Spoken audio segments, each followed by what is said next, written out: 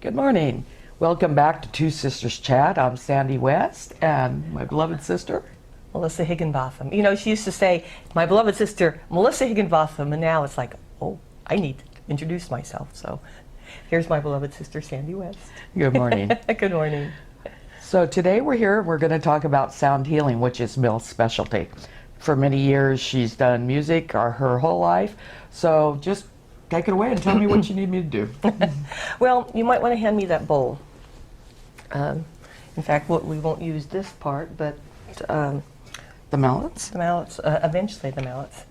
But sound is consciousness, and consciousness is sound, because, you know, a lot of you have heard in the beginning was the word. And which means that sound is a very integral and beginning part of creation. And so a lot of us like sound, or we don't like different types of sound, and we don't always know why. And one day I was looking at something, I think it was like Leonard Bernstein or Rachmaninoff, you know, one of the masters of music, and I was musing on the feeling of what makes a difference between a master or just a technician of sound. Mm-hmm. And I realized it was the consciousness, that you could have two people that were wonderful in playing piano, but the one that really caused the hairs to rise on the back of your neck was the one that had a higher consciousness aspect, and that consciousness was, that person was not only aligning with the consciousness and the sense feeling of the piece they were playing or the instrument they were playing, but they were sending that consciousness of who they were and what they were out on the sound. And so, having had a background for many years in music, I got attracted to the sound healing. There was just something about it that resonated with me. And so I started out with looking at different books.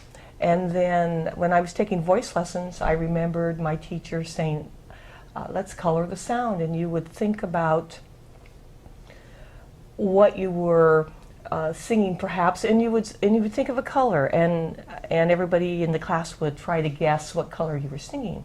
And that was my first step into that there was something in sound or music beyond just singing a song. And so over the years I just kind of experimented with different things. People would come into my life, you know, crystal bowls came to my life.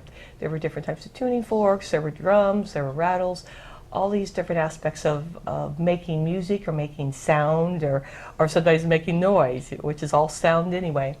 And then I put it down for a while because I was pursuing my own inner development in other areas.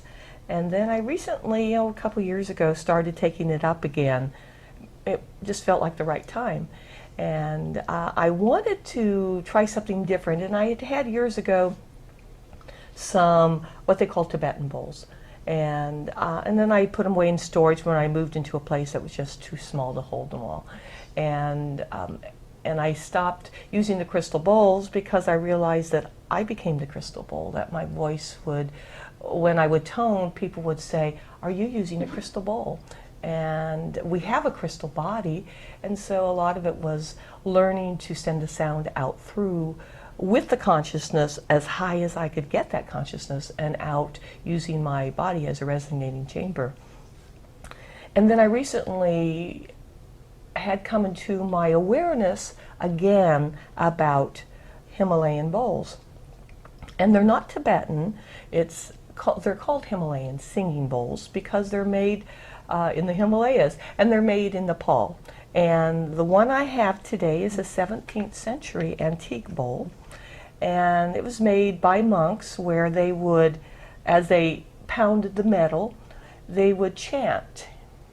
And it was very similar to dreams I used to have about singing swords, you know, about the old blacksmiths, and they would sing the power of the consciousness into the work as they were making the sword.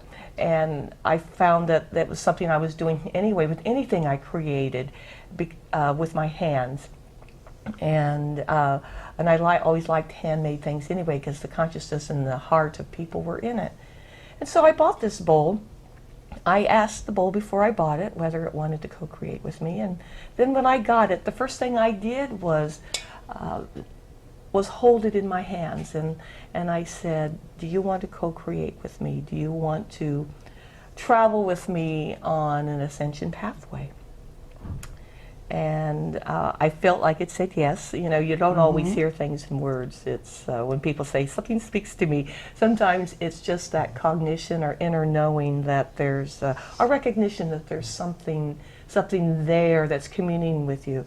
And so I closed my eyes and held the bowl and kind of felt the consciousness and asked the bowl if it wanted to co-create with me. And when I got that answer, I then, the next step, got the answer of yes, of course. And otherwise I wouldn't be holding it in my hands at this moment. But I then dedicated it. You know, I just closed my eyes and held it. And I breathed and got to as high a consciousness space as I could for that moment, especially the oneness space. And I breathed that frequency of oneness. I breathed that frequency of source, bringing it down through my crown and down to in a space about right here. It's, you know, some people call it the high heart, others call it Azure. It's wherever your sacred place is.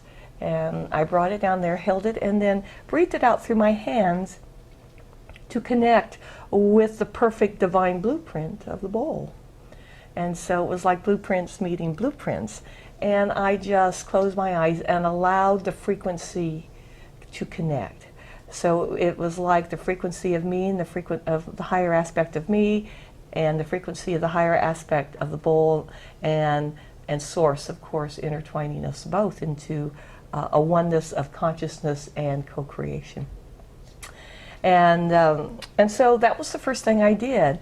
And then the next, of course, is like, you know, you sort of like, you want to play it, right? You want to hear... Make noise. You want to, yeah. And you want to hear how it speaks. And so there weren't really any directions, and there are a lot of directions out there for playing crystal bowls, and some directions for playing the Himalayan bowls. And Himalayan bowls come in different sizes. The larger ones are considered mainly used a lot of times for healing, and you can use them for meditation because they sound wonderful. Didn't you mention something about the metal too? Yeah, this metal was special. This metal was special because in some of your New Age books you hear about the 7 sacred metals. Well, people with lineages with the temple bowls say that that's not really true. You know, there's no gold or lead in them. What there is a specific ratio, and I'm pulling from memory here. I think it's like 71% copper, and that would make it 29% tin, as opposed to brass, which has zinc in it. I think we had brass, the little ones, when we were growing up. Yeah. Mm-hmm. Okay. And there's a whole different feel to it. Some of them are very like one tone, where these, because of the way they made them, and of course the consciousness that was co-created with them, right, plus the bell metal bronze. And so it's the same type of metal that's used in bells. Okay. Okay, so